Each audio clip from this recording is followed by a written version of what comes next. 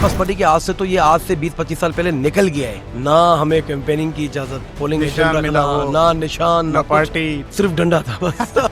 Farm 47 के MNA वो always पता नहीं क्या लियारी की आवाम को उन्होंने चरिया समझा हुआ है। उन्होंने क्या समझ के बयान देते हैं कि अगला वर्ल्ड कप हम कराची में लियारी में होगा। सर कैसे होगा? दो ही जगह है पीपल्स पार्टी जहाँ मुंह छुपाने की अब इनको पास जगह नहीं है। किमारी के अंदर जो बड़े बड़े गुटके मावे उसकी कौन सरपरस्ती कर रहा है? नहीं कर रहा है कादर पटेल का कोऑर्डिनेटर। ये आपने कमेटी में बताया? सर हमने तो वहाँ पर बात की है ना। लियारी का सिस्टम कौन चला रहा है? एक ही बंदे का, वो जुनेद जी।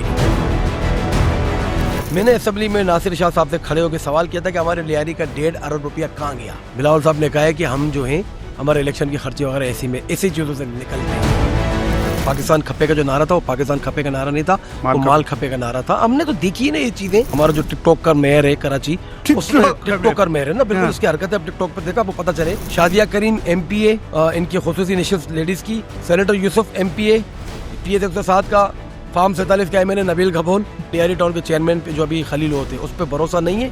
पिंकी का राज जो लियारी पे भी चलता है। फिर पिंकी का राज तो लाहौर से गिरफ्तार हुई है, तो लियारी तो किस खेत की मूली है? अल्ताफ लंदन ने भी बड़ा सपोर्ट किया, उनके वोटर्स आपकी तरफ, उनको कहा गया कि इनको वोट करें आप। वो चीज़ें मौजूद हैं, उन्होंने बिल्कुल कहा था। और उसके अलावा हमें तो सब जगह से सपोर्ट हुई है। असेंबली में बात कर रहे होते हैं तो आप एक बैक वक्त लियारी, PTI और अल्ताफ हुसैन के मैंडेट के साथ बात क्या समझते हैं कि ये जो 9 मई वाला वाकया ये नहीं होना चाहिए था या सही हुआ?